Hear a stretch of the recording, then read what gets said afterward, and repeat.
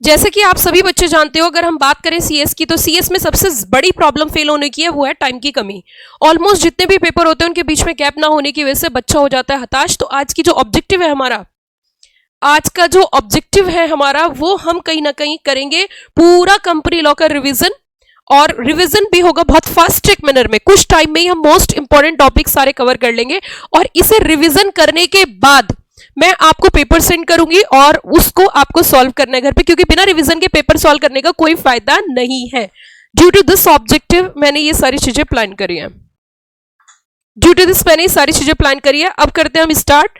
आप सभी बच्चे जानते हैं कि कुछ चैप्टर ऐसे जिसका मार्क्स बहुत ज्यादा है, लेकिन बच्चे से रिवाइज नहीं हो पाते, तो हम कोशिश करेंगे उसकी। सबसे पहला चैप्टर हमारा होगा केएमपी। केएमपी मतलब की मैनेजरियल पर्सनल। फिर से देख लीजिए, सबसे इंपॉर्टेंट जो चैप्टर होगा हमारा वो होगा केएमपी, की मैनेजरियल पर्सनल। इसकी स्टार्टिंग करेंगे सेक्शन 2+51 से। अगर सेक्शन बस आपको चुपचाप सुनते जाना है और कुछ नहीं करना, सुनते सुनते जाना है, कुछ लिखना भी नहीं है। आप सभी बच्चे जानते हो सेक्शन 2+51 की अगर हम बात करें, सेक्शन 2 में सारे डेफिनेशंस डिफाइन है। 51 की अगर हम बात करें तो 51 जो है 51 रुपए में प्रसाद मिला है, और प्रसाद में हम कह सकते हैं केएमपी डिफाइन है। तो सेक्शन 2+51 51 में क्या क्या डिफाइन है? सेक्शन 2+51 के अंदर केएमपी डिफाइन है। और अगर हम केएमपी की डेफिनेशन की बात करें तो केएमपी की डेफिनेशन में आते हैं CEO, CFO, managing director, company secretary, whole time director, CFO and other prescribed officer. इसका मतलब company secretary is also covered under the KMP, जो कि सेक्शन 2+51 के अंदर डिफाइन है। अब यहां पे हम बात करेंगे, सीधा सीधा हम आ जाएंगे कहीं ना कहीं सेक्शन नंबर 203 की ओर। सेक्शन 203 की अगर हम बात करें तो इस चैप्टर का मोस्ट इंपोर्टेंट सेक्शन है सेक्शन नंबर 203। सेक्शन नंबर 203 हमें क्या कहता है कि सेक्शन नंबर 203 कहता है कि mandatory appointment of KMP. Section 203 के साथ हमें पढ़ना होता है रूल 8 एंड रूल 8A। समझते जाना और आगे बढ़ते जाना। रूल 8 और रूल 8A क्या कहता है? सेक्शन 203 कहता है every listed company and other prescribe class of companies required to appoint a whole time KMP. जो प्रिस्क्राइब क्लास ऑफ कंपनीज में जिसमें केएमपी की बात करी उसमें आता है पब्लिक कंपनी, और रूल 8 में डिफाइन है। उन्होंने कहा ऐसी कोई भी पब्लिक कंपनी जिसकी paid up share capital 10 crore या उससे ज्यादा है, उन्हें होल टाइम केएमपी अपॉइंट करना है। उसके बाद हम बात करेंगे रूल 8A की। रूल 8A की बात करें तो इसमें कहता है ऐसी कोई भी प्राइवेट कंपनी जिसकी paid up share capital 10 crore या उससे ज्यादा है, उसे अपॉइंट करना whole time company secretary. What is the crux of the entire section? फिर से देखिए जल्दी जल्दी। हमने बात करी सेक्शन 2+51। सेक्शन 2+51 के अंदर डिफाइन है केएमपी। उसी के साथ साथ हमने बात करी सेक्शन नंबर 203 की अगर हम बात करें उसके साथ हम पढ़ते हैं rule 8 and rule 8A। Section 203 कहता है every listed company plus prescribe class of companies required to appoint a whole time KMP. KMP के अंदर कंपनी सेक्रेटरी भी कवर है। उसी के साथ साथ रूल 8 कहता है कि आपकी जो जितनी भी पब्लिक कंपनी जिसकी paid up share capital 10 crore या उससे ज्यादा, उनको कंपलसरी केएमपी अपॉइंट करना है। रूल 8A कहता है ऐसी कोई भी प्राइवेट कंपनी जिसकी paid up share capital 10 crore या उससे ज्यादा, उसे whole time company secretary appoint करना है। Whole time company secretary appoint करना है। तो क्रक्स में हम कह सकते हैं सेक्शन 203 विद रूल 8 और 8A के तहत होल टाइम केएमपी और होल टाइम सीएस की बात है। लिस्टेड कंपनी में लिमिट चेक नहीं करनी। बताइए जल्दी से, क्या ये चीज कवर हो गई? हाँ जी बच्चों, जल्दी जल्दी बताओ क्या ये पॉइंट कवर हो गया? किसी बच्चे को कोई भी दिक्कत हो तो बता सकता है। किसी बच्चों को कोई भी दिक्कत हो तो बता सकता है। Yes, anybody having any doubt? Anybody having any doubt? जल्दी जल्दी, मुझे हर टॉपिक के बाद मैं आपसे पूछती जाऊंगी कि आपका टॉपिक क्लियर हो गया। अगर टॉपिक क्लियर हो गया होगा तो मैं आगे बढ़ूंगी, क्योंकि ये रिवीजन है टॉपिक वाइज टॉपिक। कंपनी लोगों ये रिवीजन है फास्ट ट्रैक मैनर में। फास्ट ट्रैक मैनर में टॉपिक वाइज टॉपिक मैंने कोशिश करी कुछ ऐसी चीज जिससे क्या हो सके, हम धीरे धीरे अपनी चीजों में आगे बढ़ सके। हाँ जी, क्लियर हो गया? आगे बढ़ूं अगले टॉपिक की ओर।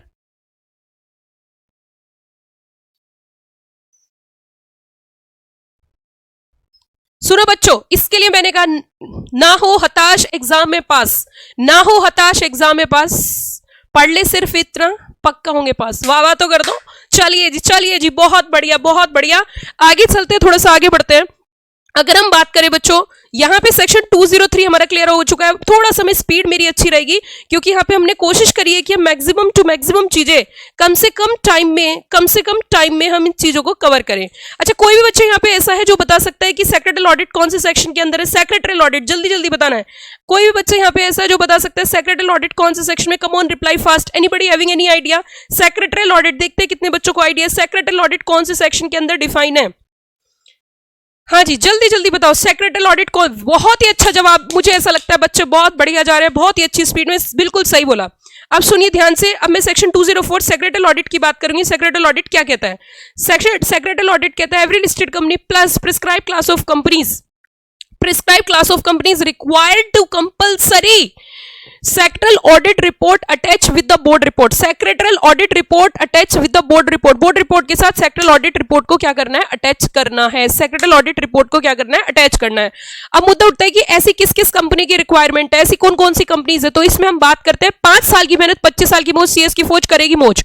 5 क्या है, 5 क्या है, जल्दी जल्दी बताओ, 5 क्या है, कम ऑन 5 बताइए जल्दी से, क्या है 5, क्या है बच्चों, 5 हम कह सकते हैं यहाँ पे 50 करोड़, 250 करोड़, 100 करोड़ और मोर, तो 50, 250 एंड 100 करोड़ और मोर, तो 50 crore is paid up share capital, 250 crore is turnover and 100 crore और मोर इज बोरोविंग। 100 करोड़ के केस में प्राइवेट कंपनी भी कवर है। इसका मतलब क्रक्स में हम कह सकते हैं कि सेक्रेटरल ऑडिट आज की डेट पे प्राइवेट कंपनी के ऊपर भी लागू हो सकता है अगर उनकी बोरोविंग 100 करोड़ या उससे ज्यादा है। ये बात करी थी हमने सेक्शन नंबर 204 की। कम ऑन जल्दी से देख लीजिए सेक्शन 204, बहुत ही आसान। सेक्शन 204 कहता है कि it is the duty of the every board of directors, जो भी बोर्ड रिपोर्ट होगी, बोर्ड रिपोर्ट के साथ सेक्टरल ऑडिट रिपोर्ट अटैच करनी है। सेक्टरल ऑडिट रिपोर्ट की अगर हम बात करें तो सेक्टरल ऑडिट रिपोर्ट जो है वो आपको सेक्टरल ऑडिट कराने के बाद ही होगी, और सेक्टरल ऑडिट करता है सिर्फ और सिर्फ प्रैक्टिसिंग कंपनी सेक्रेटरी। तो लिस्टेड कंपनी में कंपलसरी है, पब्लिक और प्राइवेट में भी कंपलसरी है। पब्लिक कंपनी 3 चीजों में कवर है। 3 चीज कौन कौन सी, paid up share capital, turnover और बोरोविंग। लेकिन प्राइवेट कंपनी सिर्फ बोरोविंग के केस में एप्लीकेबल है। लिमिट मैंने बड़े ही आसान तरीके से याद कराई, 5 साल की मेहनत 25 साल की मौज, सीएस की फौज करेगी मौज और 100 करोड़ उड़ाएगी रोज। यस बच्चों जल्दी बताइए क्या कवर हो गया, कम ऑन फास्ट रिप्लाई, जल्दी जल्दी बताना है, फटाफट से मुझे बताना है क्या ये कवर हो गया या नहीं हुआ। हाँ जल्दी फटाफट से बताना है बच्चों,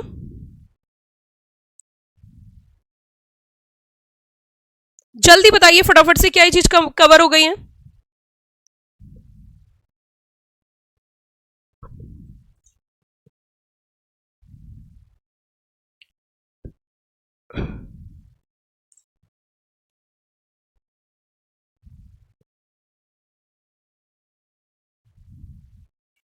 अगला टॉपिक मैं बताने जा रही हूं आपको मैक्सिमम सिटिंग फीस। बिल्कुल ध्यान से सुनना, इसके ऊपर आपके एग्जाम में क्वेश्चन आ सकता है।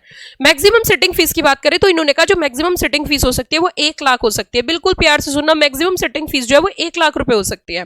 लेकिन मुद्दा यहाँ पे ये उठता है कि अगर कंपनी में 1 लाख से ज्यादा किसी को नहीं दे सकते, लेकिन अगर कंपनी में अदर डायरेक्टर्स को जो भी आप सिटिंग फीस दे रहे हो उससे कम जो भी सिटिंग फीस दे रहे हो उससे कम ना तो आप अपने पार्ट टाइम ना तो वुमेन डायरेक्टर और इंडिपेंडेंट डायरेक्टर को उससे कम नहीं दे सकते। फिर से सुनना ध्यान से, सिटिंग फीस मैक्सिमम कितनी हो सकती है, 1 लाख रुपए। 1 लाख से ज्यादा सिटिंग फीस दे ही नहीं सकते। उसी के साथ साथ वुमेन डायरेक्टर और इंडिपेंडेंट डायरेक्टर को भी आपको उतनी ही सिटिंग फीस देनी है जितनी आप अदर डायरेक्टर्स को दे रहे हो, उससे कम आप उन्हें नहीं दे सकते। ये बात याद रहेगी, याद रहेगी, याद रहेगी। जल्दी बताओ क्या याद रहेगी वाली बात, ये वाला पॉइंट याद रहेगा। यस जल्दी जल्दी फटाफट बताओ क्या ये वाला पॉइंट याद रहेगा। Maximum sitting fees is equals to 1 lakh rupees. Whole time director और वुमेन डायरेक्टर को ध्यान रखना है, कभी भी उनको सिटिंग फीस उससे कम नहीं दे सकते जो अदर डायरेक्टर्स को आप दे रहे हो। रिप्लाई करके बताओ क्या ये पॉइंट क्लियर हो गया। हाँ जी, इसी तरीके से रिवाइज करना होता है एग्जाम वाले दिन, नहीं तो सब कंपनी सेक्रेटरी बन जाए। फास्ट ट्रैक मैनर में हमें सिलेबस रिवाइज करना है, क्योंकि इतना सारा सिलेबस होता है, इतना बर्डन होता है, तो हम उतनी जल्दी जल्दी रिवाइज नहीं कर पाते।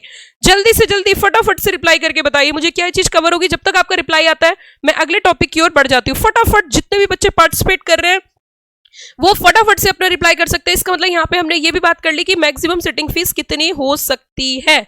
ओके, मैक्सिमम सिटिंग फीस कितनी हो सकती है। क्लियर या ऑल क्लियर?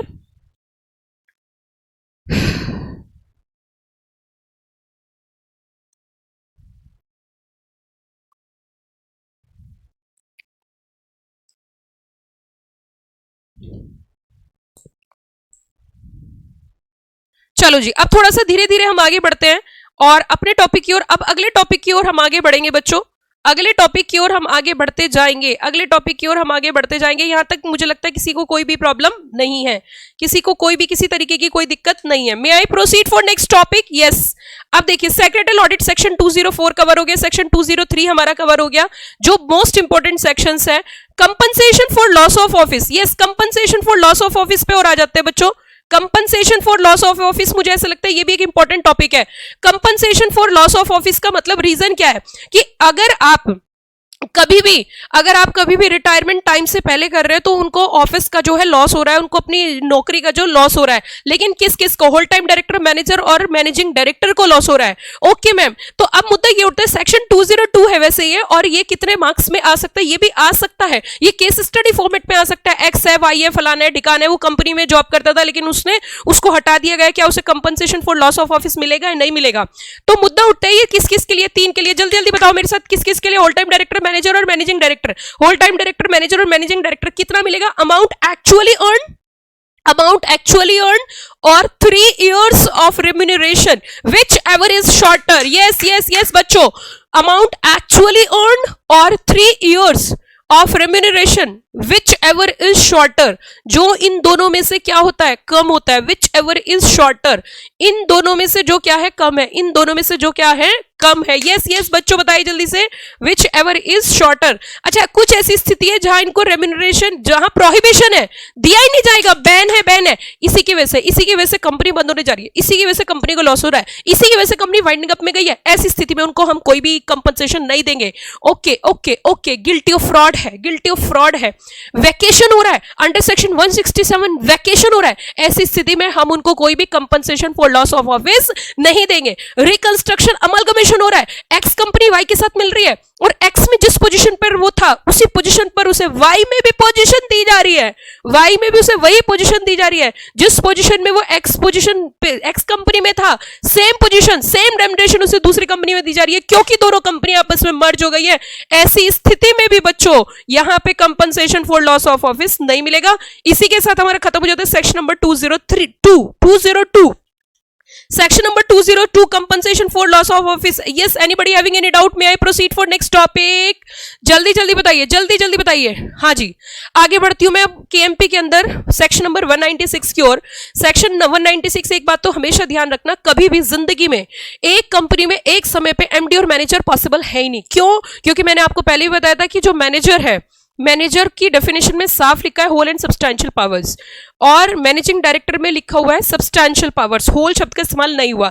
इसीलिए एक समय पे एक कंपनी में दो नहीं हो सकते, 2 MD हो सकते पर एक मैनेजर MD नहीं हो सकता, 2 मैनेजर नहीं हो सकते। ये बात क्लियर होगी? यस मैम क्लियर होगी। सुनिए अगली बात, जो इनका टेन्योर होता है मैक्सिमम 5 साल होता है, इनका रीअपॉइंटमेंट 1 साल से पहले नहीं हो सकता। एज जो है मिनिमम एज जो है 21 साल है, मैक्सिमम एज 70 साल है। 70 साल से ज्यादा भी रख सकते हैं प्रोवाइडेड अगर आपने एसआर पास किया है। 70 साल से ज्यादा भी मुमकिन है प्रोवाइडेड आपने क्या पास किया है? एसआर पास किया है।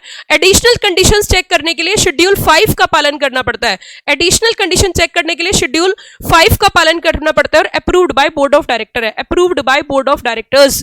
प्रोसीजर जो है वो उसमें लिखा हुआ है और उसी के साथ approved in the next general meeting, अगली जनरल मीटिंग में भी आपको चेक करना होता है, अप्रूव कराना पड़ता है। उसी के साथ जब भी कभी एमडी या ये मैनेजरल पर्सन अपॉइंट होता है, MR1 फॉर्म फाइल होता है आरओसी को, MR1 फॉर्म फाइल होता है आरओसी को कितने दिन के अंदर? Within 60 days, within 60 days, yes within 60 days, within how many days? 60 days. Okay, सुनो मेरी बात, अगर जनरल मीटिंग में इनको अप्रूव नहीं किया गया तो ये जो इन्होंने बोर्ड ने जो अपॉइंट किया था, इनको बोर्ड अपॉइंट कर सकता है। मैं बता देती हूं आपको ये कितने तरीके से अपॉइंट हो सकता है, आर्टिकल से हो सकता है, एग्रीमेंट से हो सकता है, बोर्ड अपॉइंट कर सकता है। अगर बोर्ड ने अपॉइंट किया तो जनरल मीटिंग में अप्रूव होने थे, लेकिन जनरल मीटिंग में शेयर होल्डर्स ने इन्हें अप्रूव नहीं किया तो इन्होंने बोर्ड मीटिंग में अपॉइंट होने के बाद और जनरल मीटिंग तक जो भी काम किए हैं वो वैलिड होंगे, वो एक्ट्स इनवैलिड नहीं होंगे, वो एक्ट्स इनवैलिड नहीं होंगे। यस, फिर से समझ लीजिए, वो एक्ट्स इनवैलिड नहीं होंगे। कम ऑन, जल्दी बताओ कैसा लग रहा है रिवीजन, जल्दी बताओ। अगर आपको अच्छा लग रहा है तो मैं इसी तर्ज पे जल्दी रिवाइज करा देती हूं। अगर आपको कॉन्सेप्ट अच्छा लग रहा है तो मुझे सारी चीजें एकदम टिप्स पे लर्न पड़ी है, मैं फटाफट से आपके माइंड में डालती चली जाती हूँ। जल्दी बताइए, क्योंकि 5 घंटे 10 घंटे में रिवीजन करने का कोई मतलब नहीं है, उससे सिर्फ और सिर्फ स्ट्रेस आता है। जल्दी बताओ फटाफट से, क्या आगे बढ़ूं, जल्दी बताओ भैया जी। जैसे मैं जल्दी रिवाइज करा रही हूँ ऐसे भैया जी आप भी जल्दी बताओ, ऐसे आप जल्दी बताओ। हाँ जी, एज एक बार मुझे एज बता दो, 21 और 70। देखो, जब तक आप रिस्पॉन्स नहीं दोगे, जब तक आप अपनी बात मेरे तक नहीं पहुंचाओगे, मैं नहीं कर पाऊंगी। एक बात सुनो, एक व्यक्ति, अब आपके सामने एग्जाम में क्वेश्चन कैसा आ सकता है या कैसा आया हुआ है, जैसे एक व्यक्ति है वो बीकॉम पास है लेकिन उसकी आयु 20 साल है, क्या वो एमडी अपॉइंट हो सकता है? हाँ जी बताइए, क्या वो एमडी अपॉइंट हो सकता है? कम ऑन फास्ट रिप्लाई, क्या वो एमडी अपॉइंट हो सकता है? 20 साल की उम्र में है, 20 साल की एज है, क्या वो एमडी अपॉइंट हो सकता है? जल्दी जल्दी बताओ, क्या वो एमडी अपॉइंट हो सकता है? ना जी ना, ये तो सब बच्चों को, मेरी कट्टी हो जाएगी आपसे अगर आपने, मैंने कहा था तुम टेंशन ना लो, तुम टेंशन ना लो, मैंने बस प्रार्थना करी थी भगवान से, माता रानी से, मुझे शक्ति दे, मैं इन बच्चों के लिए कुछ कर सकूं, बस कुछ कर सकूं, बस थोड़ा सा कुछ कर सकूं, उनकी टेंशन खत्म कर सकूं किसी भी तरीके से, मुझे बस इतनी शक्ति दो। हाँ जी, चलिए जी। हाँ,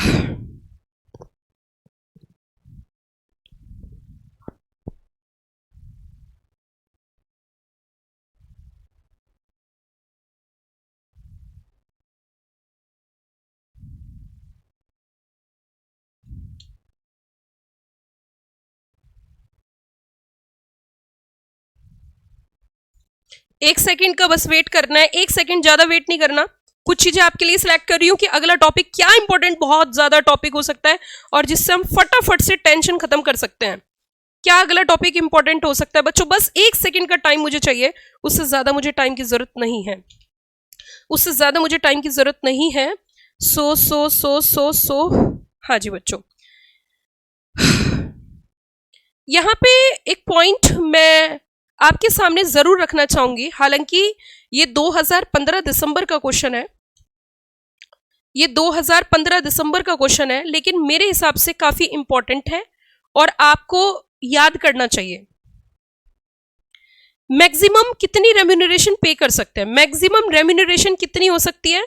और बच्चों ये मैं आपको होमवर्क देना चाहूंगी, मैं आपको एक होमवर्क देना चाहूंगी, इफेक्टिव कैपिटल, अगर आपके पास वो लिस्ट नहीं है तो मैं व्हाट्सएप या अभी आपके मैसेज के थ्रू आपको भिजवा दूंगी। इफेक्टिव कैपिटल लर्न कर लेना, फिर से मैं दिल से कह रही हूँ, इफेक्टिव कैपिटल, फिर से सुनो, क्योंकि अगर मैं यहां पे बोलूंगी तो कोई फायदा नहीं, सिर्फ बोलना रहेगा कि अगर इफेक्टिव कैपिटल मतलब remuneration based on effective capital अगर देना चाहते हो तो इफेक्टिव कैपिटल का मतलब क्या है? वो बहुत डीप से क्वेश्चन आता है, बहुत डीप से क्वेश्चन आ जाता है बच्चों, बहुत डीप से क्वेश्चन आ जाता है, किसी को उम्मीद भी नहीं होती कि इफेक्टिव कैपिटल से क्वेश्चन आएगा। लेकिन मैं आपको पर्सनली कहना चाहती हूं, जितने भी बच्चे नोट कर लो, इफेक्टिव कैपिटल अगर आपके पास नहीं है तो मैं आपको भेज दूंगी अभी के अभी क्लास के बाद। इफेक्टिव कैपिटल क्या होती है? बेसिकली रेम्यूनरेशन देनी होती है on the basis of effective capital. बहुत डीप में है, ये शेड्यूल में जाके है, बहुत सारे बच्चे इसे अवॉइड कर देते हैं, लेकिन मुझे ऐसा लगता है, मुझे ऐसा लगता है कि आपको ये याद करनी चाहिए, इफेक्टिव कैपिटल वाला सेक्शन 197 आपको गो थ्रू करना चाहिए। और मैक्सिमम रेम्यूनरेशन कितनी हो सकती है, मैक्सिमम रेम्यूनरेशन, ये दोनों ही चीजें मुझे ऐसी लग रही हैं कि एक्सपेक्टेड है और आपके एग्जाम में क्वेश्चन आने के बहुत बहुत ज्यादा चांसेस हैं। तो इफेक्टिव कैपिटल मैं यहाँ पे डिस्कस इसलिए नहीं करी क्योंकि लिमिट्स है, वो मैं भेज दूंगी, उसकी आप टेंशन मत लेना, मैं खुद आपको इफेक्टिव कैपिटल का मतलब और वो सारी चीजें फिर से व्हाट्सएप कर दूंगी, वैसे बुक में है, ठीक है, वैसे बुक में है।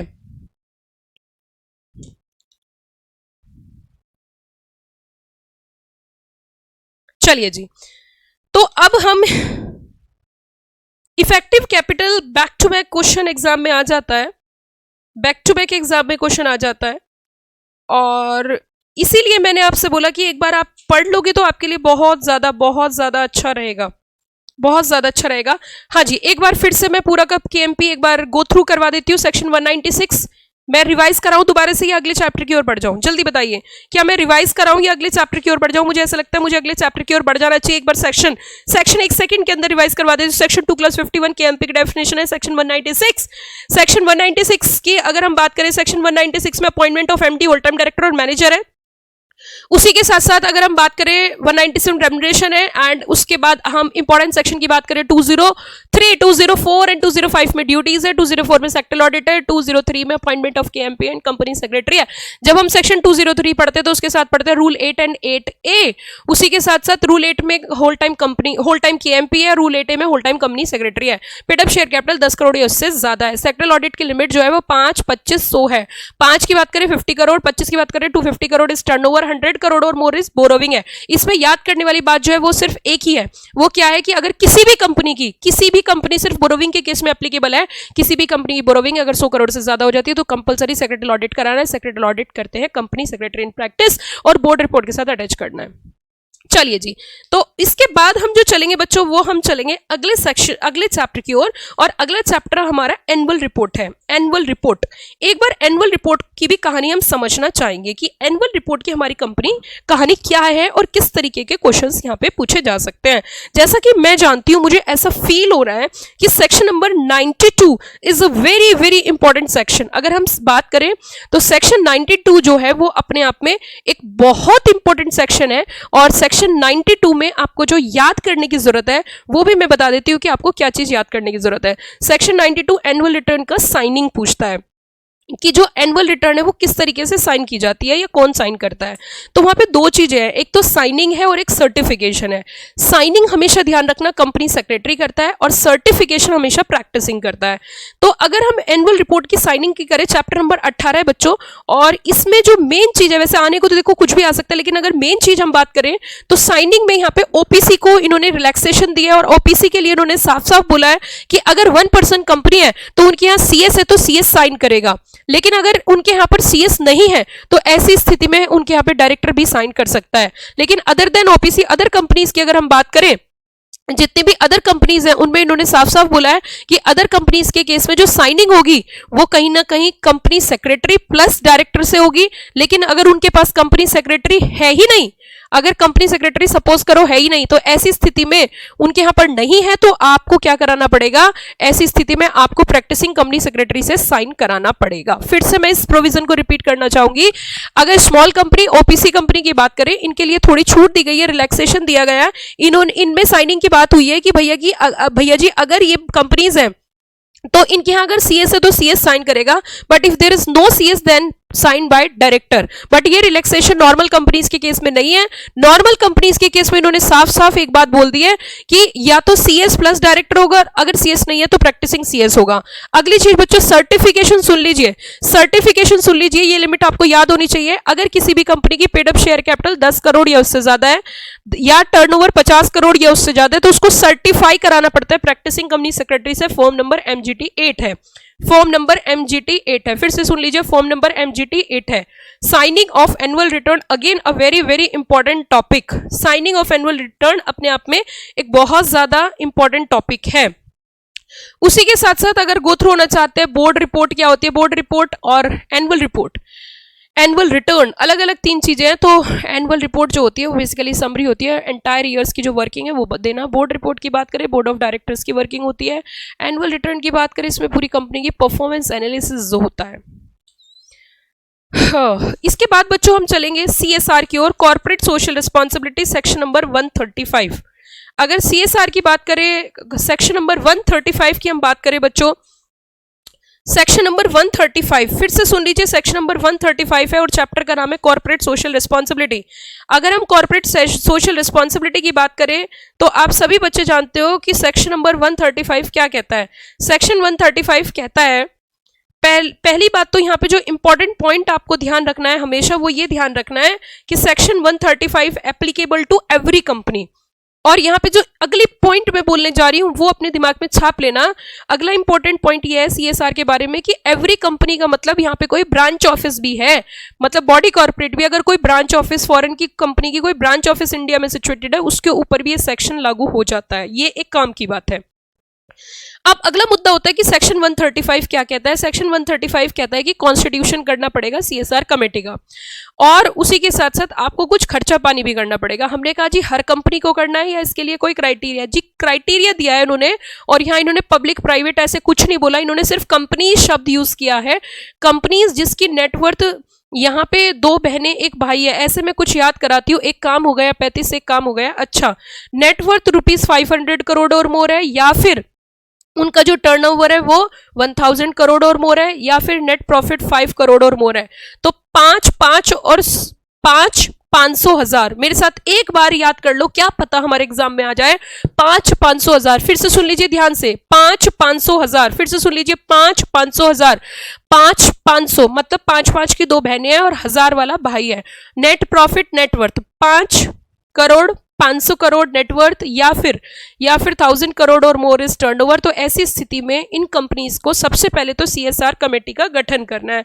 CSR कमेटी क्या करती है, MRF मैंने लाइन दी है, MRF मॉनिटर, रेगुलेट, फॉर्मुलेट, है ना, जो पॉलिसीज है उनको देखना, और उसी के साथ साथ कहीं ना कहीं यहाँ पे जो एप्लीकेबल है, आपको एग्जामिनर फंसाने की कोशिश अगर करे तो आपको फंसना नहीं है, because this section is applicable even a branch office also. जो ब्रांच ऑफिस है उनके ऊपर भी एप्लीकेबल होता है, उनके ऊपर भी लागू होता है।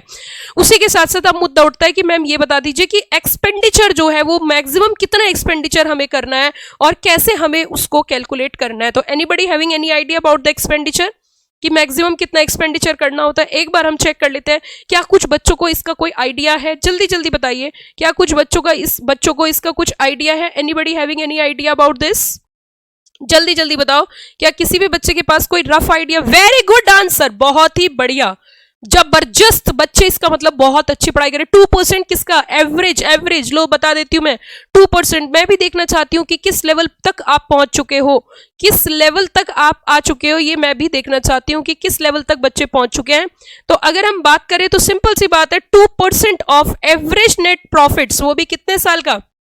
हाँ जी जल्दी बताइए। At least 2% of average net profit of the company made during 3 immediately preceding financial years। Section number 135 का कहना यही है। हाँ यस।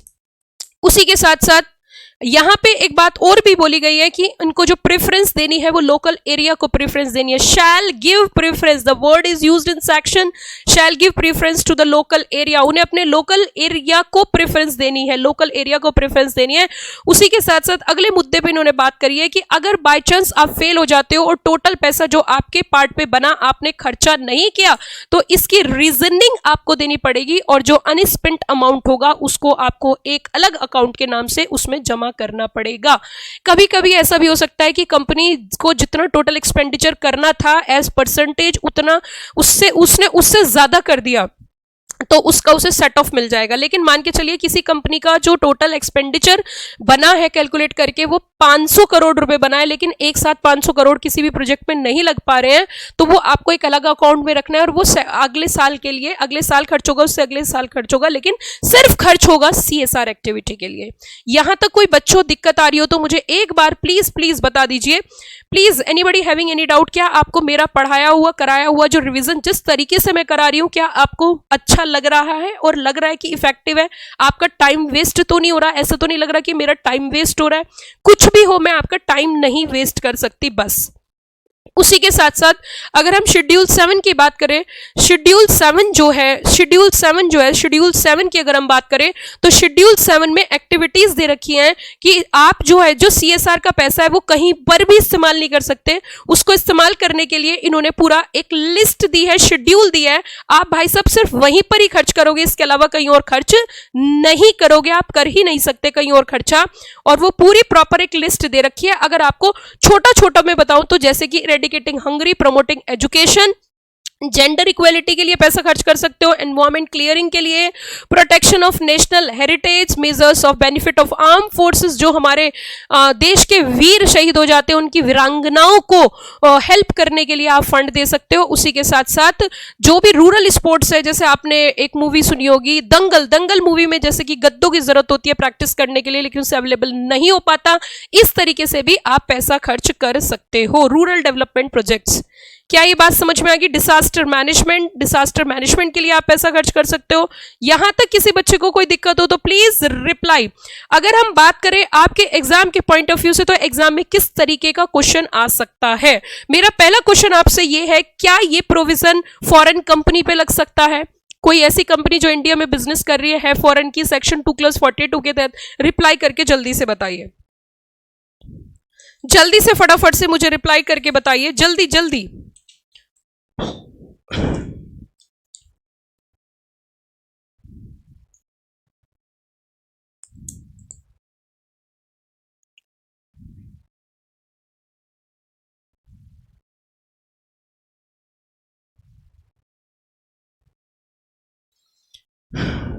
अब एक और बात सुनो, अगली बात और सुनो बच्चों। अगला पॉइंट मेरा ये है कि वैसे ही कहते हैं CSR कमेटी में 3 डायरेक्टर होने चाहिए, जिसमें से एक इंडिपेंडेंट डायरेक्टर होना चाहिए, लेकिन ये प्रोविजन तो प्राइवेट कंपनी पे भी लगता है। तो प्राइवेट कंपनी के लिए इन्होंने कहा कि अगर 2 डायरेक्टर्स भी होंगे तो काम चल जाएगा, कोई दिक्कत नहीं, वाला प्रोविजन आपको फॉलो करने की जरूरत नहीं है। ये था बच्चों हमारा चैप्टर, दैट इज ये हमारा चैप्टर था जो कि CSR के नाम से फेमस है, CSR section number 135। May I proceed for next chapter? Reply fast. May I proceed for next chapter? क्या मैं अगले चैप्टर की ओर बढ़ूं? जल्दी जल्दी बताओ बच्चों, फटाफट से। अब हम चलते हैं चैप्टर नंबर 16 की ओर, चैप्टर नंबर 16। Chapter number 16।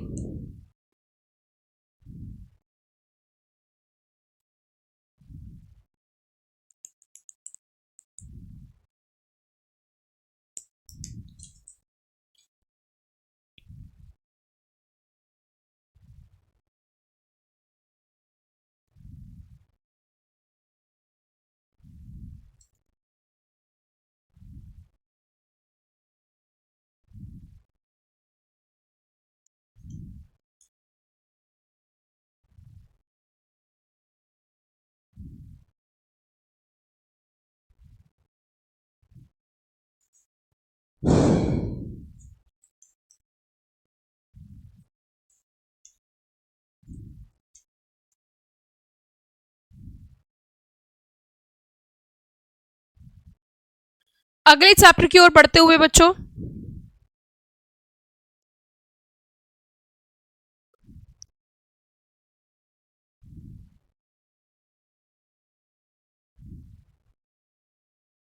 अगला चैप्टर बोर्ड मीटिंग है और बोर्ड मीटिंग के इंपॉर्टेंट प्रोविजंस हम वन शॉट देखेंगे।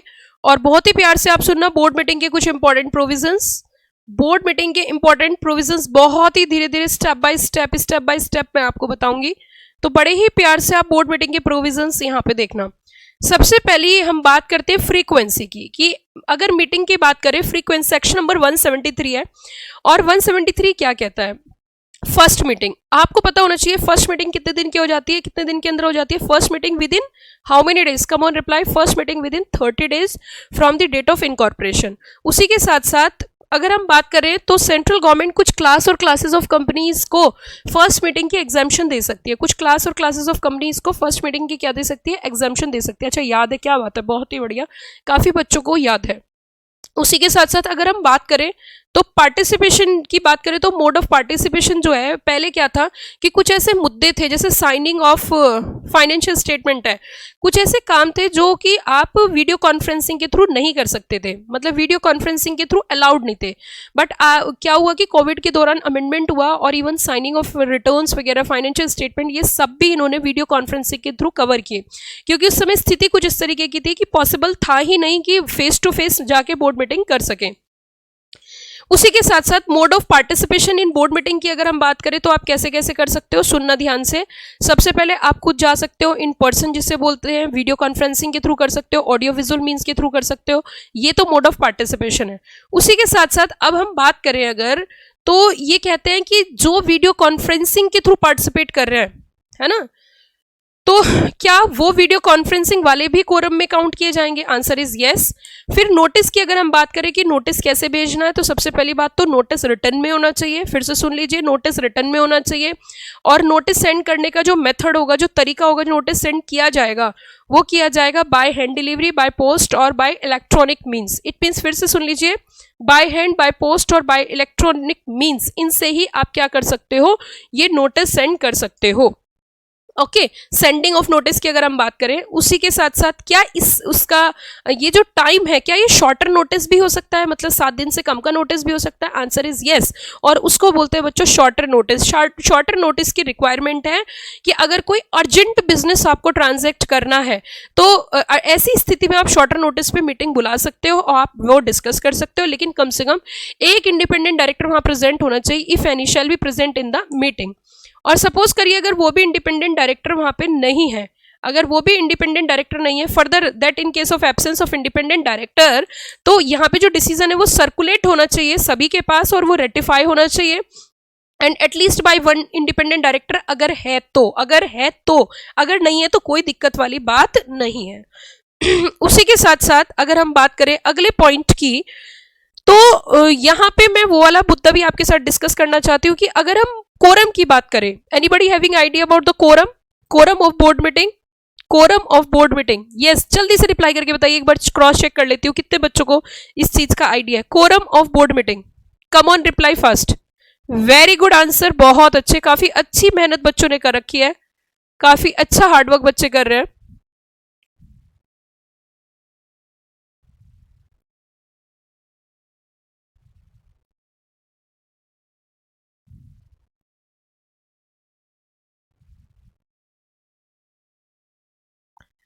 कोरम की अगर हम बात करें तो 103 नहीं बेटा, 103, 1/3 ऑफ टोटल स्ट्रेंथ और 2 director whichever is higher.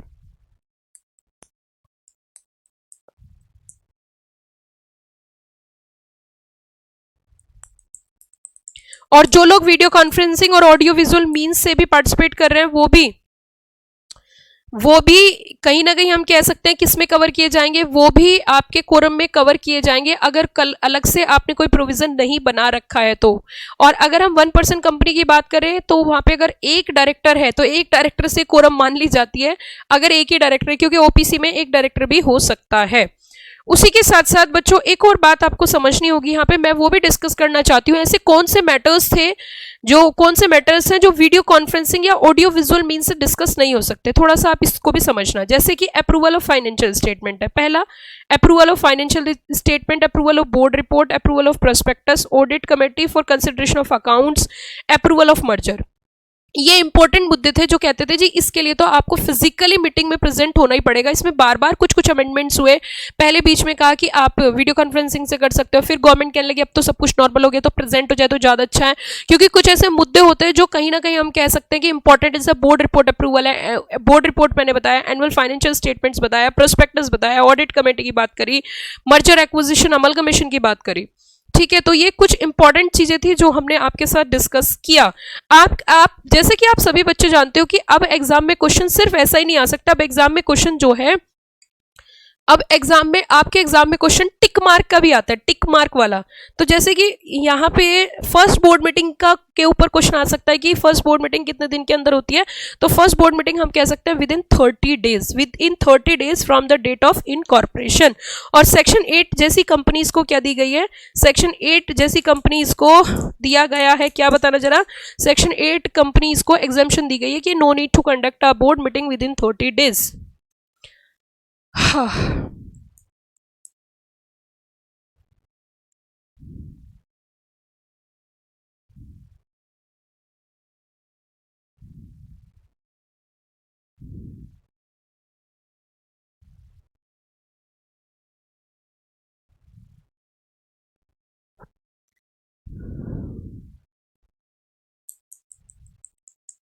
ये जो मैंने अभी टॉपिक आपको बताया कि कुछ ऐसे मुद्दे थे जो वीडियो कॉन्फ्रेंसिंग के थ्रू डील नहीं कर सकते, मुझे ऐसा लगता है ये इंपॉर्टेंट टॉपिक है और आपके एग्जाम में रिपीटेडली पूछा जा सकता है, तो इसीलिए थोड़ा सा इस पे थोड़ा सा आप ध्यान देना।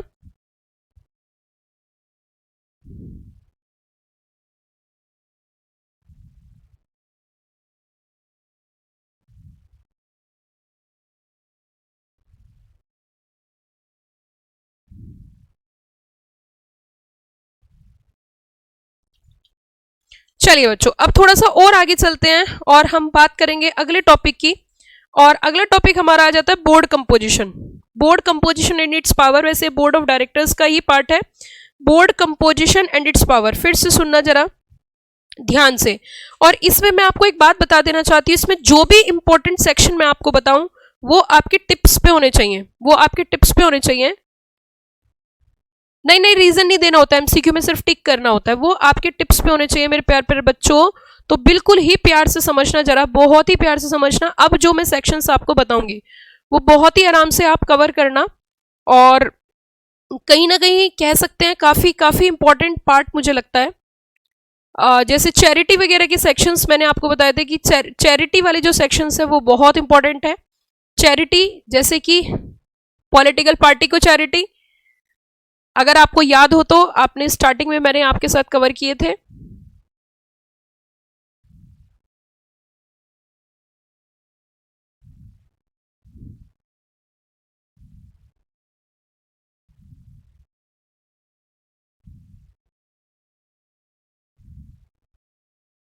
हाँ जी, तो अब हम वही सीरीज स्टार्ट करने जा रहे हैं, बोर्ड कंपोजिशन के सारे पॉइंट्स, बोर्ड कंपोजिशन के सारे पॉइंट्स स्टेप बाय स्टेप हम देखेंगे। सबसे पहले तो हम यहाँ पे बात करेंगे कुछ कमेटीज की, स्टेप बाय स्टेप सेक्शन की ओर चलेंगे, जैसे कि audit committee and vigil mechanism. बिल्कुल प्यार, हाँ बहुत अच्छे। Audit committee and vigil mechanism की अगर हम बात करें, आज काफी बच्चे सिंसियर हैं और स्ट्रेंथ भी बहुत अच्छी है मैम आपको पता नहीं है, हमारे दिल की धड़कन रुक रही है और दिल ये मान लीजिए बस जमीन पे पड़ा है, पेपर सिर पे खड़े हैं और दिल जमीन पे पड़ा है, बुद्धि खराब हो गई है। अच्छा जी, ऐसी बात है, हो जाता है ऐसा, सभी के साथ होता है। अब सुनिए, ध्यान दीजिए, अगले सेक्शन की ओर जरा चलते हैं। Audit committee and vigil mechanism. Audit committee and vigil mechanism की अगर हम बात करें, कुछ कमेटीज ऐसी हैं जो मैंडेटरी कॉन्स्टिट्यूट करनी पड़ती है कंपनी एक्ट के तहत। उसमें से एक कमेटी आपकी ऑडिट कमेटी भी है, और मैंने आपको याद करवाया था कि 3 जगह एक ही लिमिट यूज करनी है। मैं ऐसा मानती हूं कि हार्ड वर्क करना चाहिए, लेकिन हार्ड वर्क के साथ स्मार्ट वर्क भी होना चाहिए। अगर हार्ड प्लस स्मार्ट दोनों चीज एप्लीकेबल हो जाती है तो हमारा काम बेहतरीन हो जाता है, अच्छा हो जाता है। तो अगली बात सुनिए, audit committee and vigil mechanism की बात करते हैं। चलो सुनो, ऑडिट कमेटी की बात करते हैं। क्या कोई भी बच्चा ऐसा है जिसको ये याद हो कि ऑडिट कमेटी कौन सी कंपनीज में कॉन्स्टिट्यूट करना कंपलसरी है? क्या बात है, बहुत ही बढ़िया जवाब, 50 से ज्यादा। हिमांशु खन्ना, बहुत ही अच्छा, बहुत ही बढ़िया जवाब। 10, 50 से ज्यादा और 100। जब हम छोटे बच्चे थे 10-10 रुपए मिलते थे, बड़े हो गए हमें मिलने लगे 50 से ज्यादा शगुन के फिगर, और उससे ज्यादा बड़े हुए तो हमें मिलने लगे 100-100। तो हम बात करते हैं ऑडिट कमेटी, और इसको बोला जाता है विजिल मैकेनिज्म। पहले तो समझ लेते हैं कि ऑडिट कमेटी जो है, ये ऑडिट कमेटी किस कंपनीज को कॉन्स्टिट्यूट करना कंपलसरी है। ऐसी कौन सी कंपनीज हैं जिनको कॉन्स्टिट्यूट करना कंपलसरी है? तो एक तो लिस्टेड कंपनी है, एक पब्लिक कंपनी है, और भैया जी प्राइवेट कंपनी को कॉन्स्टिट्यूट करना कतई कंपलसरी नहीं है, क्योंकि प्राइवेट कंपनी में बाहर वालों का पैसा ही नहीं होता, तो इसीलिए उनको कॉन्स्टिट्यूट करना कंपलसरी भी नहीं है। अब हम कहते हैं जी लिस्टेड कंपनी के केस में कोई लिमिट चेक करनी है। आका कहता है कि लिस्टेड कंपनी के केस में कोई लिमिट चेक नहीं करनी है। तो पब्लिक कंपनी के केस में लिमिट चेक करनी है। Answer is yes, the paid up share capital is 10 crore और मोर, आउटस्टैंडिंग लोन 50 से ज्यादा, एंड टर्नओवर 100 करोड़ और मोर। ट्रिक है, ट्रिक है, ट्रिक से हमने इसे याद किया।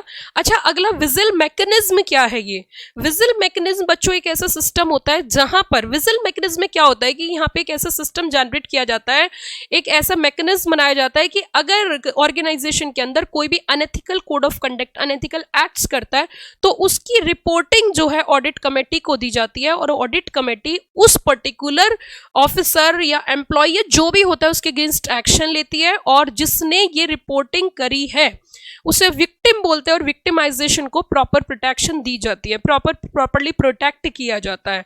तो इस कॉन्सेप्ट को बोला जाता है विजिल मैकेनिज्म। सीटी बजा के बता दिया जाता है, इन्फॉर्म कर दिया जाता है। समझ में आ गया बच्चों? विजिल मैकेनिज्म समझ में आया? अगर समझ आया तो जल्दी से बताइए, फटाफट से जल्दी बताइए, फटाफट से। कम on reply fast, yes come on reply fast, जल्दी जल्दी बताओ बच्चों, क्या ये बात समझ में आ गई विजिल मैकेनिज्म की? अब हम बात करते हैं कंपनी एक्ट के तहत ऐसी कौन कौन सी कमेटीज है जिनको कॉन्स्टिट्यूशन करना कंपलसरी है। अगर आपको कभी भी ऐसा लग रहा हो कि मुझे कंपनी एक्ट टोटल देखो 5 घंटे 10 घंटे 20 घंटे की अगर बात करें तो उतने घंटे में बच्चे के पास समय है ही नहीं। अब तो जरूरत है कम से कम समय में ज्यादा से ज्यादा मैक्सिमम इनपुट मिल जाए, मैक्सिमम इनपुट मिल जाए मिनिमम टाइम में, है ना। तो मैंडेटरी कमेटीज मेरे साथ साथ याद करो, audit committee, nomination committee, stakeholder relationship committee, CSR committee. CSR committee कौन कौन सी जरा बताना? सीएसआर कमेटी जल्दी जल्दी बताइए। सीएसआर कमेटी कौन सी कंपनीज को कंपलसरी कॉन्स्टिट्यूट करनी पड़ती है? सेक्शन 135 के तहत 5-500,000, 5-500,000 लिमिट देख लो कितने साथ साथ याद कर रहे हैं हम। बहुत ही अच्छे, बहुत ही अच्छे, बहुत ही अच्छे। चलिए जी, बड़ा अच्छा जवाब दिया बच्चों ने। ऑडिट कमेटी की कंपोजिशन की बात बता देती हूँ। Minimum 3 director, majority of independent director. मेरे साथ साथ बोलो, minimum 3 director, majority of independent director. इनका काम क्या होता है? उसी के साथ नॉमिनेशन रेमुनरेशन कमेटी के केस में भी वही लिमिट एप्लीकेबल होती है जो कि ऑडिट कमेटी के केस में एप्लीकेबल होती है। जो लिमिट आपकी ऑडिट कमेटी के केस में एप्लीकेबल होती है वही आपकी नॉमिनेशन रेमुनरेशन कमेटी में भी एप्लीकेबल होती है। हाँ, सेम वही है लिस्टेड कंपनी और अनलिस्टेड पब्लिक कंपनी। वो यार सांस अटक गई थी अचानक से, एकदम दोबारा से लंबी सी गहरी सी सांस ली, तब दोबारा सांस आई। चलो हाँ सुनो, जल्दी सुनो। लिस्टेड कंपनी और unlisted public company, listed company और अनलिस्टेड पब्लिक कंपनी की अगर हम बात करें तो अनलिस्टेड पब्लिक कंपनी में हमने कहा 10, 50 से ज्यादा और 100। ऑडिट कमेटी की अगर हम बात करें तो ऑडिट कमेटी हमने कहा जी सेम लिमिट एप्लीकेबल होती है, प्राइवेट कंपनी के केस में एप्लीकेबल नहीं होती है। बेटा प्लीज ध्यान से, ज्यादा देर नहीं पढ़ाऊंगी, जितनी देर पढ़ाऊंगी इफेक्टिव पढ़ाऊंगी, इसीलिए इतना सारा आप खुद नहीं पढ़ सकते। मैं जितना आपको पढ़ा रही हूँ उतनी देर में आप खुद रिवाइज नहीं कर पाओगे, तो जितनी देर पढ़ा रही हूँ उतनी देर ढंग से पढ़ लो। अब जो सेक्शन में बताने जा रही हूं वो आना ही आना है। Section number 181, contribution to charitable funds. Contribution to charitable funds, contribution to charitable funds, सुनो ध्यान से। चैरिटेबल फंड्स को इन्होंने कहा जी बोर्ड रिजोल्यूशन पास करके maximum 5% of net profit, average net profit of 3 preceding financial years, 3 preceding financial years, फिर से सुन लीजिए, बोर्ड रेजोल्यूशन पास करके maximum 5% of average net profit of 3 preceding financial years आप बिल्कुल चैरिटेबल संस्था को दान कर सकते हो। इससे ऊपर करना चाहते हो जनरल मीटिंग में अप्रूव कराना पड़ेगा, मैं आपको लिख के दे सकती हूँ, पेपर पे साइन करके दे सकती हूँ, यहां से क्वेश्चन जरूर आएगा। 181, 182, 183 ये सेक्शन बहुत बहुत ज्यादा इंपॉर्टेंट है, आपको मेरी बात माननी पड़ेगी, नहीं मानी तो पछताओगे, और चिड़िया चुग गई खेत तो काहे पछताते। तो सुन लीजिए जरा ध्यान से मेरे प्यारे प्यारे बच्चों, सेक्शन 181 साफ साफ कहता है, बस आपको सुनना ही तो, कुछ करना ही नहीं, बस मेरी बात सुनते जाओ सुनते जाओ। कंट्रीब्यूशन टू, मैम आप एक दिन के लिए, आप मैम एक दिन के लिए एग्जाम से पहले, मैम आप एग्जाम से एक दिन पहले हमारे घर आ सकती हो मैम, है कैसी कैसी बातें कर रहे हो बच्चों। कंट्रीब्यूशन टू चैरिटेबल फंड सुन लीजिए ध्यान से। अब मैं एक एक बच्चे घर कैसे जाऊंगी, इसलिए सारे बच्चों को तो एक साथ पढ़ा सकते हैं। मैम एक दिन के लिए बस आप हमारा पेपर देने जा सकती हो क्या, है कितने गंदे बच्चों। चलो सुनो, कंट्रीब्यूशन टू चैरिटेबल फंड्स की अगर हम बात करें तो लिमिट बताओ जल्दी से। देखो आप बिल्कुल शांत हो गए हो एकदम, थोड़ा सा तो बोलना पड़ेगा।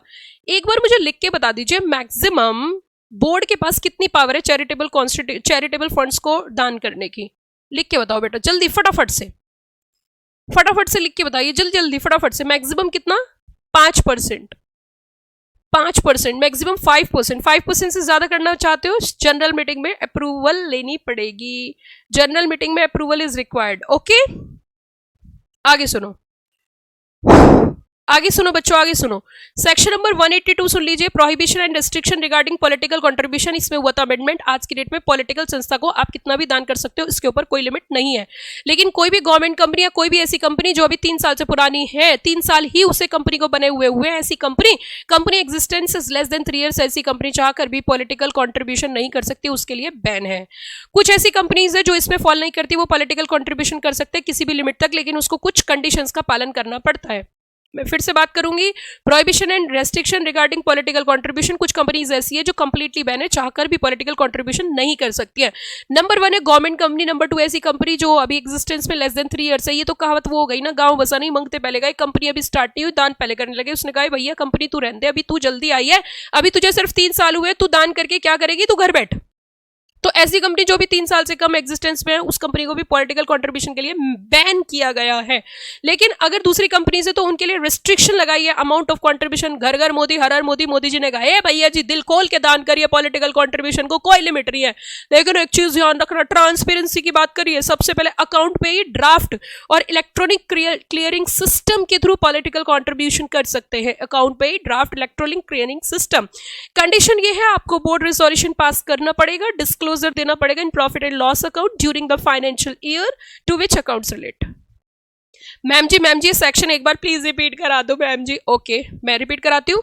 ये सेक्शन कहता है कुछ प्रोहिबिशन है, कुछ रेस्ट्रिक्शन है। प्रोहिबिशन किसके लिए, गवर्नमेंट कंपनी, ऐसी कोई भी कंपनी जो एग्जिस्टेंस लेस देन 3 years है, ऐसी कंपनी चाहकर भी पॉलिटिकल कंट्रीब्यूशन नहीं कर सकती। इसके अलावा दूसरी कंपनी पॉलिटिकल कंट्रीब्यूशन कर सकती है, लेकिन उनके लिए रेस्ट्रिक्शन है, कुछ कंडीशन है।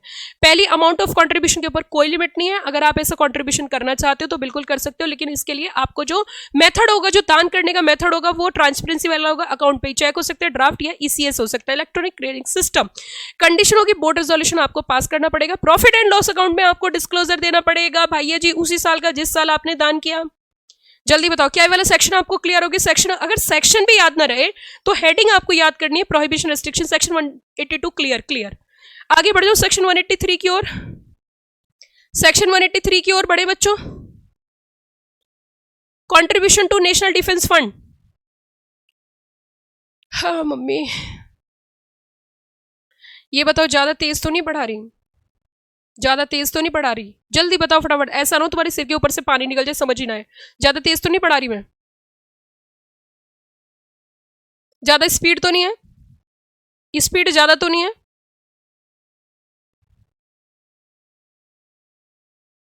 चलिए जी आगे हम बात करेंगे सेक्शन नंबर 183 की, that is the contribution to national defence fund. Contribute कुछ भी कर सकते हैं नेशनल डिफेंस फंड के लिए, कोई लिमिट नहीं है, ठीक है, very good.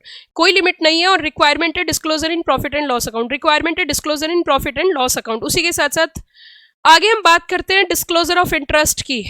Please, disclosure of interest की बात कर रही हूं, section 184। Disclosure of interest by director. हर एक डायरेक्टर को फर्स्ट बोर्ड मीटिंग में अपना डिस्क्लोजर देना है।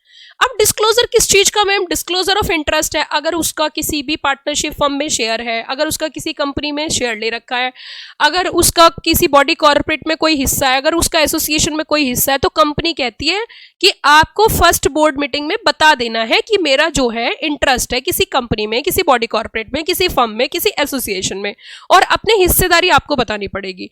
और disclose interest and not to participate.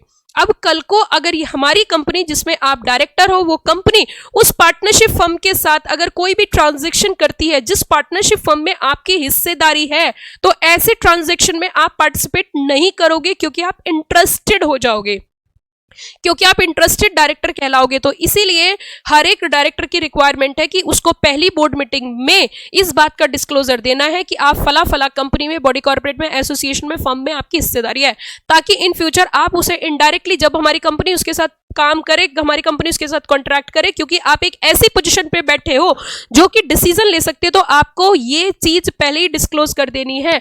और इस तरीके के जो ट्रांजैक्शन होते हैं उसे बोलते हैं इंटरेस्टेड डायरेक्टर। क्या बोलते हैं? Come on, interested director. क्या बात है, बहुत ही बढ़िया, जबरदस्त। अगर अगर अगर अगर अगर अगर नहीं किया तो कॉन्ट्रैक्ट हो जाएगा अवॉइडेबल और वैकेशन हो जाएगा। ओ भैया, जगह कुर्सी खत्म, अंडर सेक्शन 167। समझ आ गया बेटा?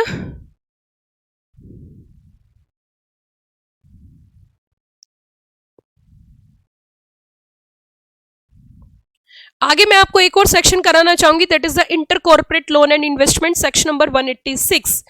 सेक्शन 186 की एक लिमिट है, इसके ऊपर कभी कभी प्रैक्टिकल क्वेश्चन आ सकता है, इसलिए मैं ज्यादा तेज तेज नहीं कराऊंगी, धीरे धीरे धीरे धीरे स्पीड में, धीमी धीमी, धीरे धीरे, होले होले, स्लोली स्लोली बताऊंगी। सुनो, section 186 inter corporate loan and investment की बात करता है और ये कहता है भैया जी, एक कंपनी किसी को लोन, गारंटी या फिर सिक्योरिटीज में इन्वेस्ट करना चाहती है तो क्या किसी भी अमाउंट तक जा सकते हैं? उन्होंने कहा ए डायरेक्टर्स की, हाँ, बोर्ड ऑफ डायरेक्टर्स के ऊपर एक लिमिट लगाई। उन्होंने कहा इसकी अपने आप में एक लिमिट है, और लिमिट क्या है जरा सुनो। Board of director board resolution pass करके 60% of its paid up share capital plus free reserve plus security premium. एक बात और बता देना चाहती हूँ, यहाँ से एग्जाम में प्रैक्टिकल क्वेश्चन कभी कभी आ जाता है, तो आपको थोड़ा प्यार से और ध्यान से और पेशेंस के साथ, सब्र के साथ सुनना होगा। 60% of its paid up share capital plus free reserve plus security premium, या फिर 100% of free reserve plus security premium, इनमें से जो हायर है वो बोर्ड की पावर है। मैम एक बार आप और रिपीट कर दोगी तो भगवान आपका भला करेगा। अच्छा जी, 60% of its paid up share capital plus free reserve plus security premium, या फिर 100% of free reserve plus securities premium. इस लिमिट के ऊपर आप जाना चाहते हो तो आपकी पावर नहीं है, आपको शेयर होल्डर से परमिशन लेनी पड़ेगी, एसआर पास करना पड़ेगा, invest made, already made plus proposed. अगर इस लिमिट से ऊपर जाते हो, अब देखो जब इन्वेस्टमेंट चेक करने, जो पहले से इन्वेस्टमेंट कर रखे हैं और जो प्रपोज्ड है, दोनों मिला के इस लिमिट को क्रॉस करते हैं, then you go for the special resolution. बहुत अच्छे, वेरी गुड, बहुत बढ़िया, बहुत बढ़िया बढ़िया बढ़िया बढ़िया।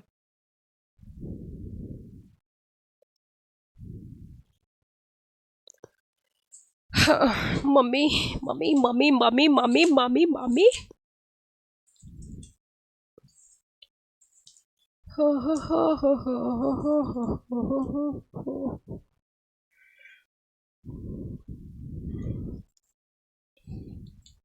बच्चों पेपर का डर लग रहा है? बच्चों आपको एग्जाम से डर लग रहा है? एग्जाम का फोबिया हो रहा है? क्या डर लग रहा है? सच्ची बताओ ना, डर लग रहा है कि बच्चों आपको डर लग रहा है?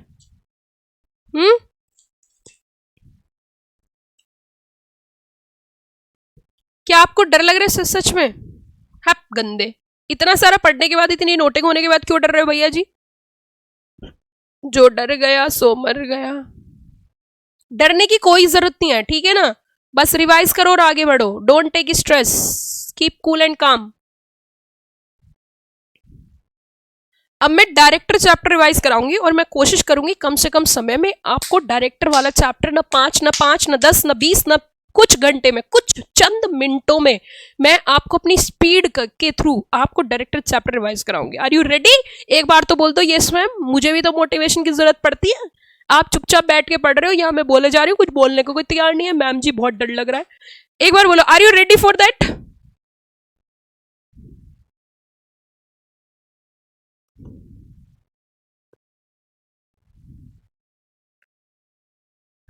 चलो जी, लेके प्रभु का काम।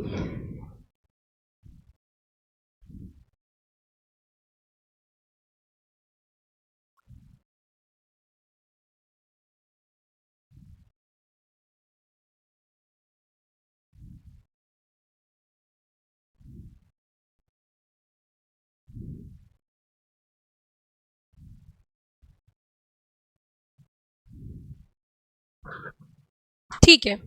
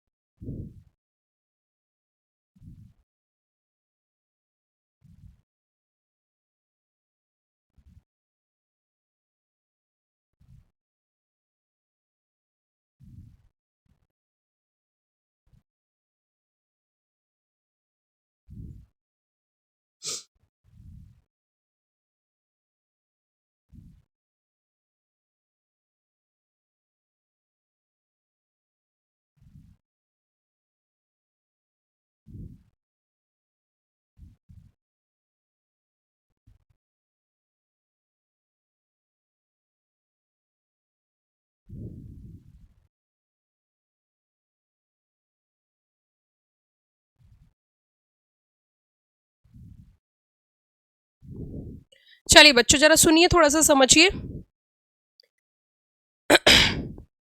अगर हम सेक्शन 149 की बात करें तो मिनिमम और मैक्सिमम डायरेक्टर्स की बात करते हैं। मिनिमम डायरेक्टर की बात करें OPC is 1, private company 2, public company 3। Maximum director की बात करें, आपकी जो क्वेरीज है वो मैं कल कंसिडर कर लूंगी। आप प्रैक्टिस की बात कर रहे हो, मैं कल करा दूंगी, ठीक है।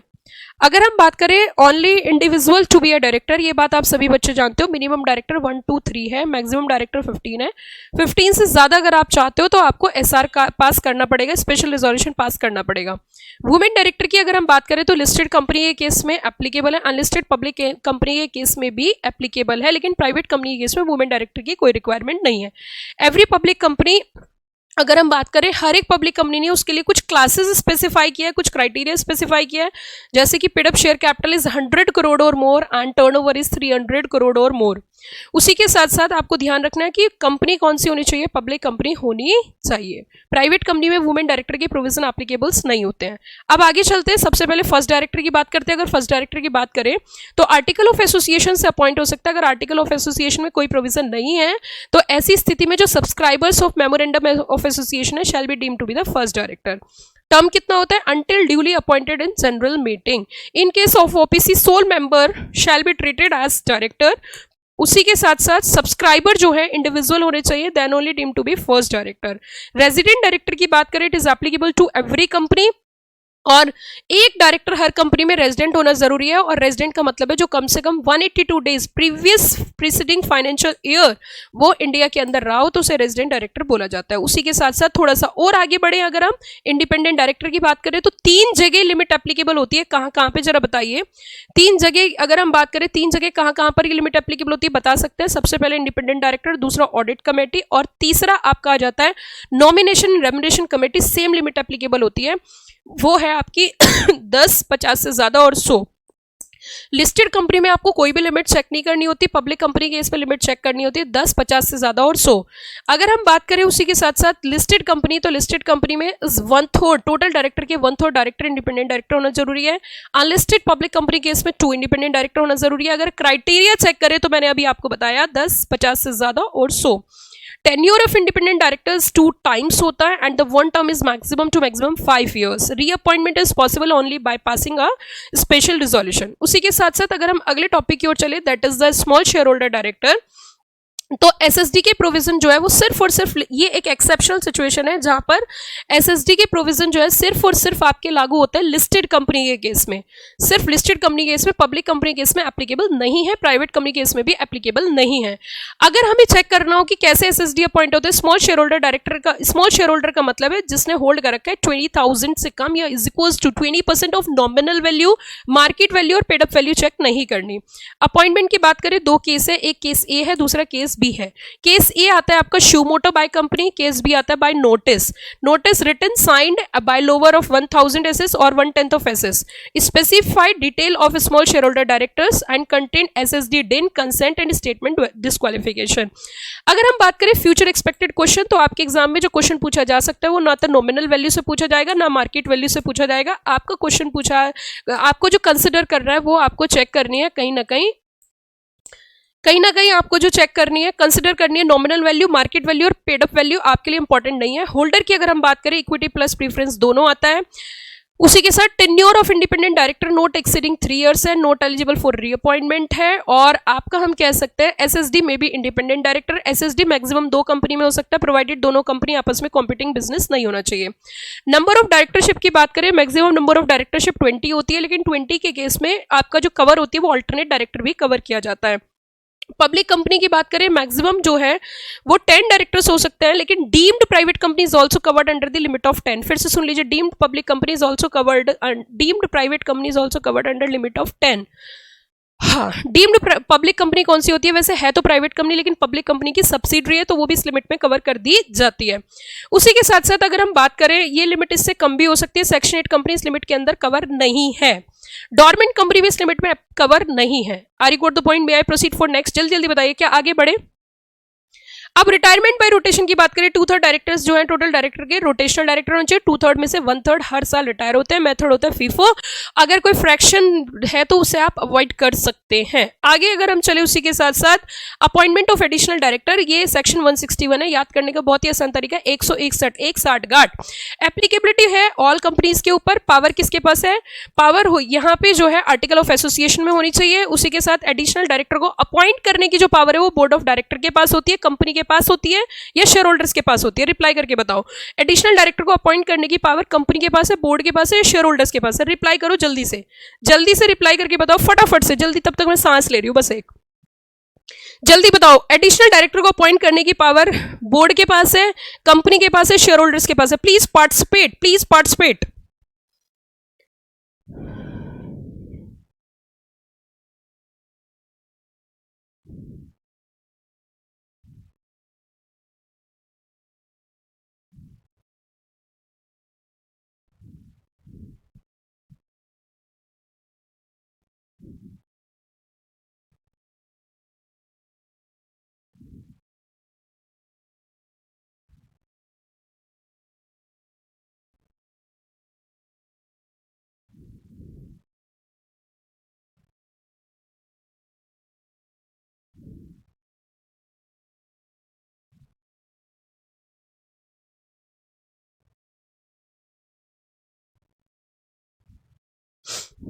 चलिए जी, बिल्कुल सही बोला। आगे हम बात कर सकते हैं, बोर्ड अपॉइंट कर सकते हैं एनी टाइम, लेकिन इसका जो टर्म होता है, if person not eligible to appoint in general meeting can not be appoint as additional director. अगर कोई director board meeting, general meeting में अपॉइंट नहीं हो सकता तो वो बोर्ड में भी अपॉइंट नहीं हो सकता, बोर्ड उसे अपॉइंट नहीं कर सकता। टर्म कितना होता है? नेक्स्ट जनरल मीटिंग और due date of AGM, next AGM और ड्यू डेट ऑफ एजीएम। फिर से ध्यान देना, अगर एजीएम नहीं होती तो ड्यू डेट क्या होती है? बता सकता है कोई बच्चा? Last due date of AGM क्या है? Last due date of AGM 30 सितंबर। ऑल्टरनेट डायरेक्टर की बात करें तो ये सभी कंपनीज के ऊपर एप्लीकेबल है। ऑल्टरनेट डायरेक्टर का मतलब है अगर ओरिजिनल डायरेक्टर इंडिया के बाहर 3 महीने से ज्यादा के लिए जा रहा है, 3 मंथ या मोर, तो उसकी जगह एक और डायरेक्टर अपॉइंट कर सकते हैं। एंड ये डायरेक्टर अपॉइंट करने की जो पावर है वो सिर्फ और सिर्फ बोर्ड के पास है, ना कि ओरिजिनल डायरेक्टर के पास है। तो अगर वो 3 महीने उससे ज्यादा के लिए बाहर आ रहा है तो उसकी जगह अपॉइंट कर सकते हैं हम। और अपॉइंट कौन करेगा? ओरिजिनल डायरेक्टर या बोर्ड? अगेन बोर्ड अपॉइंट करेगा, ओरिजिनल डायरेक्टर अपॉइंट नहीं करेगा। डायरेक्टर ऑलरेडी अपॉइंटेड है, then he and she is not eligible to appoint as a alternate director. Tenure original director का उतना होता है जितना, सॉरी, टेन्योर जो होता है अल्टरनेट डायरेक्टर का सिर्फ उतना होता है जब तक ओरिजिनल डायरेक्टर वापस लौटता है। नॉमिनी डायरेक्टर की बात करें, नॉमिनी डायरेक्टर को सेंट्रल गवर्नमेंट और स्टेट गवर्नमेंट अपॉइंट तो कर सकती है, लेकिन बैंक और फाइनेंशियल इंस्टीट्यूशन सिर्फ नॉमिनेट करती है, वहां पे अपॉइंट करते हैं board of directors. Casual vacancy की बात करें, कैजुअल वैकेंसी का मतलब होता है जब एक वैलिड अपॉइंटमेंट होता है और वैलिड अपॉइंटमेंट होने के बाद वैकेंसी अराइज होना ही कैजुअल वैकेंसी कहलाती है, और उसकी जगह जब दूसरे डायरेक्टर को अपॉइंट करते हैं तो उससे बोलते हैं रेजिडरी टर्म के लिए अपॉइंट होता है, और उस वैकेंसी को आप फिल कर सकते हो, बोर्ड फिल कर सकता है कितने दिनों के लिए, अनटिल अनलेस जितना आपका डायरेक्टर जो नहीं रहा उसकी जगह। उसी के साथ साथ अगर हम बात करें उससे आगे पॉइंट की हम बात करें डायरेक्टर में, तो बच्चों यहां पे आपको डिस्क्वालिफिकेशन ऑफ डायरेक्टर भी एक इंपॉर्टेंट टॉपिक है। Unsound mind declared by court, disqualify हो जाएगा। अनडिस्चार्ज इंसॉल्वेंट है, डिस्क्वालीफाई है। एडजुडिकेटेड इंसॉल्वेंट एप्लीकेशन फाइल कर रखी है, डिस्क्वालीफाई है। कोर्ट ने कन्विक्ट कर रखा है और 6 महीने या उससे ज्यादा की सजा मिली और 5 साल पूरे नहीं हुए, 6 महीने उससे ज्यादा की सजा मिली है, 5 साल पूरे नहीं हुए, ऐसी स्थिति में भी वो डिस्क्वालीफाई हो जाता है। और प्रोवाइडेड 7 ईयर्स और मोर, 7 साल या उससे अधिक अगर सजा मिली है तो हमेशा के लिए डिस्क्वालीफाई हो जाता है। उसी के साथ साथ बच्चों अगर हम आगे बात करें, कोर्ट का आदेश आया डिस्क्वालिफिकेशन के लिए तो डिस्क्वालीफाई है। उसने कॉल मनी पे नहीं करी, 6 महीने उससे ज्यादा हो चुके हैं तो डिस्क्वालीफाई है। कन्विक्टेड बाय कोर्ट है तो डिस्क्वालीफाई है under section 188 and who has not in, वो भी क्या हो जाता है डिस्क्वालीफाई। कई बार कंपनी की गलती की वजह से डायरेक्टर डिस्क्वालीफाई होते हैं। कंपनी डिफॉल्टर है, कैसे डिफॉल्टर है? Company fails to file financial statement, annual return, continuous period of 3 year और more, has failed to repay deposit interest, redeem नहीं किया डिबेंचर्स या उनका इंटरेस्ट नहीं दिया, पे नहीं किया डिक्लेयर डिविडेंड, ऐसी स्थिति में वो क्या हो जाएगी डिस्क्वालीफाई हो जाएगी। प्राइवेट कंपनी चाहे तो कुछ एडिशनल ग्राउंड्स भी ऐड कर सकते हैं डिस्क्वालिफिकेशन के लिए। ड्यूटीज ऑफ डायरेक्टर की बात करें, act in accordance with AOA, good faith, promote objective of company. Director कभी भी अपनी पोजीशन किसी और को असाइन नहीं कर सकते, अनड्यू गेन्स नहीं ले सकते हैं। उसी के साथ साथ अगर एक डायरेक्टर को रिमूव करना है तो रिमूव करने का एक प्रोसेस होता है, ओआर पास करके और स्पेशल नोटिस देना पड़ता है। कंपनी स्पेशल नोटिस डायरेक्टर को भी देती है। डायरेक्टर अगर अपनी सफाई में कुछ कहना चाहता है लेकिन अगर मैटर डेफोमेटरी है तो उसे इग्नोर कर सकते हैं, प्रोवाइडर आपको पहले ट्राइब्यूनल से पूछना पड़ेगा। उसी के साथ साथ कुछ ऐसे डायरेक्टर्स हैं जिन्हें आप चाहकर भी रिमूव नहीं कर सकते अगर अपॉइंटेड बाय सेंट्रल गवर्नमेंट या ट्राइब्यूनल है। उसी के साथ रेजिग्नेशन ऑफ डायरेक्टर की बात करें, अगर कोई भी डायरेक्टर रिजाइन करना चाहता है तो उसे नोटिस देना पड़ता है लिखित में कंपनी को, और उसी के साथ साथ उसकी कॉपी जो है आरओसी को भी फाइल करनी पड़ती है। इफेक्टिव डेट होती है रिसिप्ट ऑफ रेजिग्नेशन और date mention in the resignation whichever is later. ये थी हमारी रेजिग्नेशन की बात। अगर रजिस्टर की बात करें, register of director in KMP, content and place, register maintain करते हैं, प्रिस्क्राइब डिटेल प्लस सिक्योरिटीज कितनी है, और रिटर्न जो फाइल करनी पड़ती है वो आरओसी को, फॉर्म नंबर कौन सा, DIR 12। मेंबर्स के पास राइट होता है कि वो इंस्पेक्ट कर सकते हैं register and directors of KMP कितने दिन के अंदर। इंस्पेक्शन बिजनेस अवर्स में होगा, बिजनेस अवर्स का मतलब कंपनी एक्ट के अंदर 9 से 6 बजे के बीच में, सुबह 9 से शाम 6 बजे। उसकी जो कॉपी है वो 30 डेज के रिक्वेस्ट के अंदर दे सकते हैं, free of cost, free of cost. ये था बच्चों डायरेक्टर।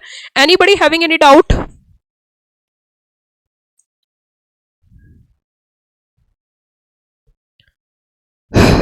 एक बार जल्दी से मैं आपको एजीएम भी रिवाइज करा देती हूँ। एक बार जल्दी से एजीएम रिवाइज करा दूं तो आपके 40 नंबर 40 मार्क्स लगभग कवर हो जाएंगे। 40 नंबर का जो पोर्शन है 40 नंबर हमारे यहाँ पे कवर हो जाएंगे, 40 नंबर लगभग हम यहाँ पे कैच कर लेंगे, 40 मार्क्स हम यहाँ पे कैच कर लेंगे। एग्जाम के पॉइंट ऑफ व्यू से 40 मार्क्स हम कैच कर लेंगे। यस,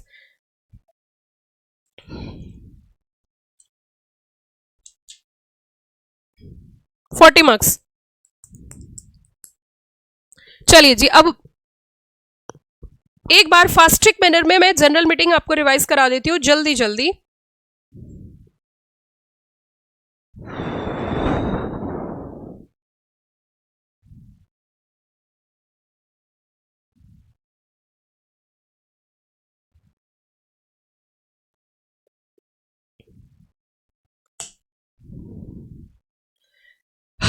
चलिए जी, सेक्शन 96 की बात करते हैं। सेक्शन 96 के तहत हर कंपनी को एजीएम करना कंपलसरी है। उसी के साथ साथ अगर एनुअल जनरल मीटिंग की बात हम करते हैं बच्चों, तो एनुअल जनरल मीटिंग में कुछ प्रोविजंस हमें स्पेशल रूप से ध्यान रखने पड़ते हैं। वो क्या क्या जरा समझते हैं। स्पेशल रूप से प्रोविजन हमें ये ध्यान रखने पड़ते हैं कि AGM should be held once in every calendar year. Calendar year का मतलब होता है which start from 1 January and comes to end on 31 December, 31 December. 1 जनवरी से स्टार्ट होकर 31 दिसंबर तक खत्म होती है। उसी के साथ साथ अगर हम आगे बढ़े तो time period of holding AGM जो होता है, फर्स्ट एजीएम जो होती है विद इन 9 मंथ्स होती है। विद इन 9 मंथ्स कहां से चेक करने हैं? From the date of closing of its from the date of closing of its financial year, subsequent AGM within 6 months from the date of closing of its financial year। उसी के साथ साथ बच्चों आपको एक और चीज ध्यान रखनी है, जिस साल कंपनी इनकॉर्पोरेट हुई है उस साल AGM करने की जरूरत नहीं है। अगर एक्सटेंशन की बात करें तो फर्स्ट AGM के केस में एक्सटेंशन नहीं मिलती, सब्सिक्वेंट AGM के केस में एक्सटेंशन मिलती है, मैक्सिमम 3 मंथ है, और ROC एक्सटेंशन प्रोवाइड करते हैं अगर आपका सफिशिएंट रीजन है तो। उसी के साथ साथ अगर हम बात करें कि no need to conduct the AGM in the year of its incorporation, जिस साल में आपकी कंपनी बनी है उस साल आपको क्या करने की जरूरत नहीं है, उस साल आपको AGM करने की जरूरत नहीं है। टाइम की अगर हम बात करें तो आपको ध्यान रखना है, डेट टाइम वेन्यू की बात करें, time is equals to during business hours, और वो होता है 9 बजे से शाम को 6 बजे तक। डे कोई भी डे हो सकता है, लेकिन नेशनल हॉलीडे नहीं होना चाहिए। नेशनल हॉलीडे जैसे कि 26 जनवरी, 15 अगस्त, 2 अक्टूबर एक्सेट्रा। वेन्यू की बात करें, रजिस्टर्ड ऑफिस, सिटी, टाउन या village near by of registered office. अगर अनलिस्टेड कंपनी है तो AGM कहीं पर भी कर सकती है, एनी प्लेस इन इंडिया लेकिन होना चाहिए, और कंडीशन ये है कि आपको एडवांस कंसेंट लेनी पड़ेगी सभी मेंबर्स से, या तो इलेक्ट्रॉनिक मोड में, राइटिंग मोड में। 97 के तहत कहते हैं कि पावर है किसके पास, ट्राइब्यूनल के, to call meeting of members. अगर AGM का आप डिफॉल्ट करते हो तो सेक्शन नंबर 97 पिक्चर में आ जाता है और पावर ट्राइब्यूनल के पास चली जाती है। 97 सेक्शन जो है वो ओवरराइड करता है कंपनी एक्ट को, और वो कहता है अगर एक पर्सन भी मीटिंग में आ गया, मेरी कॉल करी हुई मीटिंग में एक पर्सन आया या फिर इवन उनका प्रॉक्सी भी आया, तो मान लिया जाएगा कोरम फॉर्म हो गई। ओवरराइडिंग इफेक्ट है, क्यों? क्योंकि कंपनी ने नहीं करी, कंपनी के बोर्ड ने AGM नहीं करी, तो यहाँ पे ट्राइब्यूनल कर रहा है। और उसी के साथ साथ जो मीटिंग यहाँ पे ट्राइब्यूनल कराती है मान ली जाती है, shall be deemed to be the AGM as per section 190, section number 96। 99 की अगर हम बात करें, पेनल्टी की बात करता है, 96, 97, 98 की जो भी डिफॉल्ट करता है उसकी पिक्चर में आ जाती है सेक्शन नंबर 99। सेक्शन 99 कहता है एवरी ऑफिसर ऑफ कंपनी का जो फाइन है वो एक्सटेंड हो सकता है 1 लाख से ज्यादा। उसी के साथ फर्दर फाइन है 5000 रुपए हर रोज का, जब तक आपका डिफॉल्ट कंटिन्यू होता है। सेक्शन 100 अपने आप में बहुत इंपॉर्टेंट सेक्शन है, जिसके अंदर EGM की बात हुई है। बोर्ड कॉल कर सकता है किसी EGM को। उसी के साथ साथ रिक्वेस्टेड EGM हो सकती है, लेकिन उसके लिए रेक्विजिस्ट होते हैं, और रेक्विजिस्ट की क्वालिफिकेशन है। रेक्विजिस्ट की क्वालिफिकेशन है, यहाँ पे उन्होंने कहा कि रेक्विजिस्ट जो अगर कंपनी शेयर कैपिटल है 1/10 of paid up share capital, और कंपनी के पास शेयर कैपिटल नहीं है तो 1/10 of total voting power. Requisitionist की अगर हम बात करें, मैटर जो है EGM plus request sign send to registered office of company. Board अगर फेल हो जाता है, और उनके कहने पे आपकी जनरल मीटिंग नहीं कराता, तो वो कॉल नहीं करी या कंडक्ट नहीं करी, कॉल नहीं करी 21 दिन में और कंडक्ट नहीं हुई 45 दिन में, तो पावर चली जाती है रेक्विजिस्ट के पास। उनके पास भी टाइम है 3 महीने। 3 महीने कहां से चेक कर रहे हैं? 3 महीने चेक कर रहे हैं from the date of deposit of request. उसके बाद 3 महीने के अंदर आप कौन करा सकता है? जो रेक्विजिस्ट है वो करा सकते हैं। उसी के साथ साथ जो भी खर्चा आएगा वो सारा खर्चा रिकवर रिम्बर्स किया जाता है। जो डायरेक्टर्स लायबल होते हैं उनकी रेम्यूनरेशन और सैलरी में से डिडक्ट होता है, रीजनेबल एक्सपेंसेस जो भी होते हैं। Notice of meeting section number 101 कहता है जनरल मीटिंग का नोटिस जो होता है वो 21 क्लियर डेज की बात करता है। 21 क्लियर डेज क्या होते हैं वो मैं बताऊंगी आगे। मोड ऑफ नोटिस जो होगा राइटिंग और इलेक्ट्रॉनिक मोड। मैनर एज में भी प्रिस्क्राइब्ड। एनालिसिस 21 दिन काम करते हैं। यहाँ पे एक्सक्लूड करना है day of notice of service, exclude day of meeting held, exclude 48 hours of post. अगर नोटिस सर्व किया इलेक्ट्रॉनिक मोड से, no need to, electronic mode से आपने सर्व किया तो वहां पर 48 घंटे आपको चेक करने की जरूरत नहीं है, एक्सक्लूड कर दिए जाएंगे। उसी के साथ साथ 101 की अगर हम बात करें, शॉर्टर नोटिस की बात करते हैं। अगर आप 21 दिन में नोटिस नहीं बेच पाए तो उससे कम दिन का भी नोटिस जा सकता है, लेकिन उसके लिए कंडीशन है आपको consent is given in writing और बाय इलेक्ट्रॉनिक मोड। और कंसेंट आपको चाहिए 95% of members who are entitled to vote AGM के केस में, और अदर जनरल मीटिंग है तो 95% of paid up share capital. और उसी के साथ साथ आगे अगर हम बात करें तो उसके बाद हम चलते हैं बच्चों अगले सेक्शन की ओर।